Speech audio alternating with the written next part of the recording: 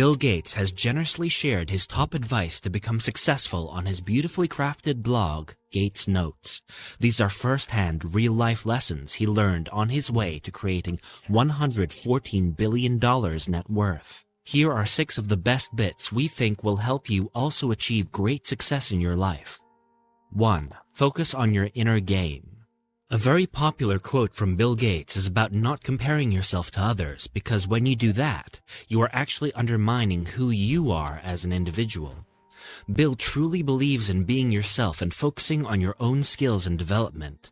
He says, we are not all born with identical skills, so why should we expect identical success? Bill Gates shared an inspiring anecdote on his blog about a discussion he had with his very close friend and tennis legend Roger Federer. Bill asked Roger what went on in his mind when he was on the court, being the best tennis player in the world.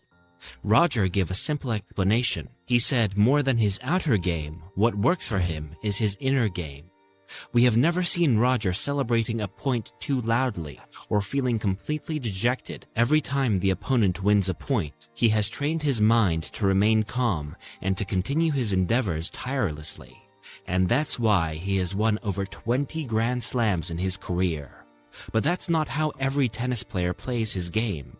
Nadal and McEnroe are flamboyantly celebratory because that gives them confidence, and they are equally successful too.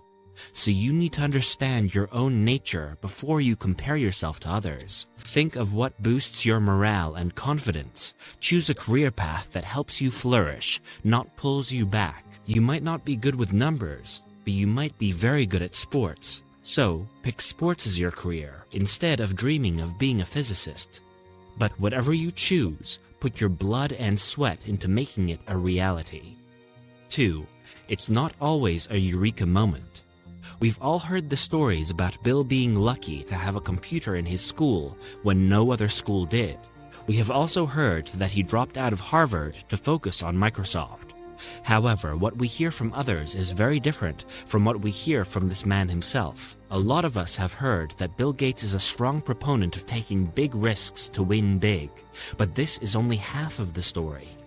Bill said in his blog post on one of his favorite books, Where Good Ideas Come From, by Steven Johnson, that while starting Microsoft was a really risky decision, it wasn't a spur-of-the-moment decision. Bill shares the real-life example of YouTube that he loved from his book. The book says, if YouTube was launched 10 years earlier, it would have failed miserably. The biggest reason was that people were still using slow dial-up connections, making video sharing next to impossible. So, high-speed internet was a must-have prerequisite for YouTube's success. Therefore, according to Bill, while taking risks is very important, having a fair idea of whether the technology will penetrate fast enough is also crucial. He and Paul Allen worked on mainframe computers in high school, but they were allowed only limited time to use Computer Center Corporation's, CCC, computers.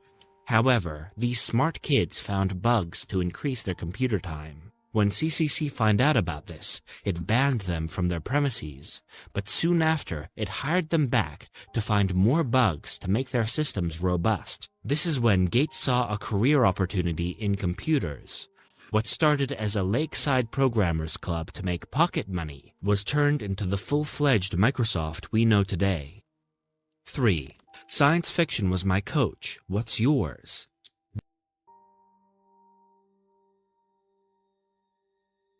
Bill Gates emphasizes that to succeed in life and become rich, you need a coach, someone who helps you think, tackle your insecurities, and give you courage and inspiration.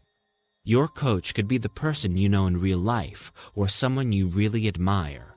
For many kids of the 90s, J.K. Rowling is a role model of success because she rose up from nothing into one of the most loved authors of her era. Similarly for Bill Gates, it was Robert Heinlein and his science fiction novels. In fact, science fiction was the biggest common interest between him and Paul Allen that got them together. Yes, it was not computing, as Gates mentioned in his blog on Stranger in a Strange Land by Robert Heinlein. While Bill was only a kid reading the books for the stories, Paul, who was only 2 years older, knew better. He helped Bill understand how these books were closely tied to technological development. Paul explained how these books inspired him to imagine the solutions to big real-world problems technology could solve. Even before personal computers became commonplace, Paul predicted how computers would become a whole new industry of their own. And that's how Bill fell in love with technology at a very young age, when other kids had no clue what they wanted to do with their lives. So, in a way, Paul was Bill's coach and inspiration, and Robert Heinlein's books became the coaching medium.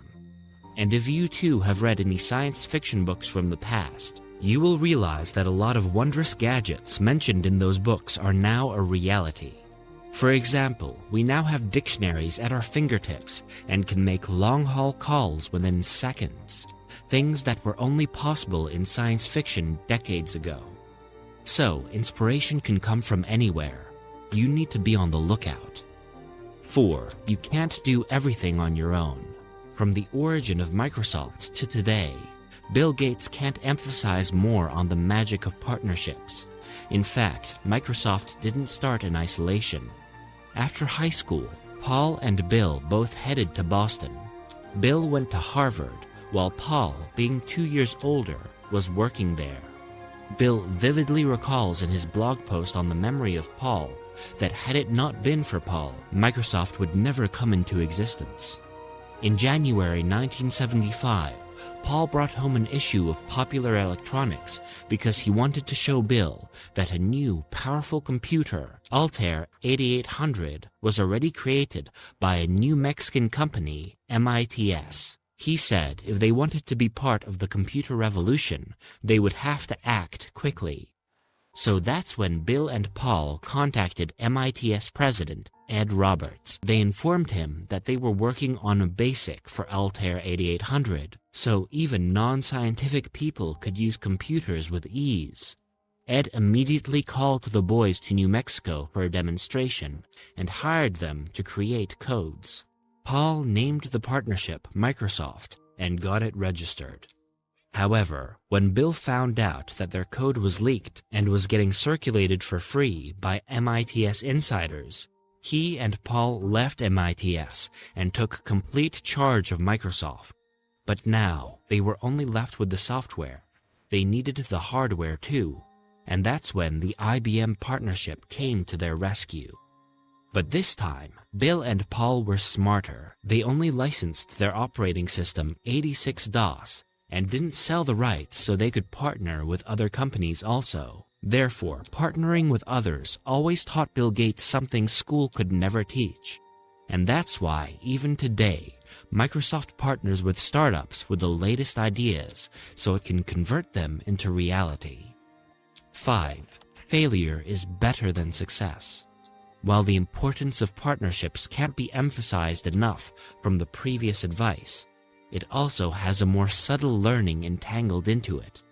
If you ask Bill today to choose between success and failure, he would happily choose failure, not because he is tired of his success, but because failure taught him more than success. His failed partnership with MITS challenged him to start his own company. Had there been no code leak, there wouldn't be a Microsoft or a Bill Gates. He would have been working for MITS even today, getting only a fraction of what he is worth. And he wouldn't have learned that he could license the software instead of selling it altogether to the computer manufacturers. Such learnings formed the foundation of Microsoft and made it a major player in the industry. Knowing firsthand, Bill recommends Shoe Dog by Phil Knight, the CEO of Nike, to every entrepreneur dealing with failure. He loves how honestly Phil has told the readers what the path to success really looks like. It is full of failures, but in the end, all you can say is, God, how I wish I could relive the whole thing. 6. Your learning should never stop. Bill Gates is a role model to almost every entrepreneur dreaming to make it big in their field. He says learning can come from any direction. You need to be smart enough to catch it. It could come from your competitors or your unhappy customers. For example, when Apple came up with a graphic user interface called Macintosh, Bill didn't try to crush the competition. He developed Windows to compete in a fair fight. In 1997, he even joined hands and invested $150 million in Apple for collaborative development of Java, because he never considered Apple a competitor. For him, technological development always came first, and he considered Apple as a fellow inventor from whom he could learn. Even today, when he is one of the richest people on the planet, he takes 2 weeks off every year just to brush up on his reading. He loves to learn new things, meet new people, and have new experiences, because he knows there is still room for improvement in the world. He actively shares book recommendations and reviews on his blog, Gates Notes, so young entrepreneurs can gain inspiration.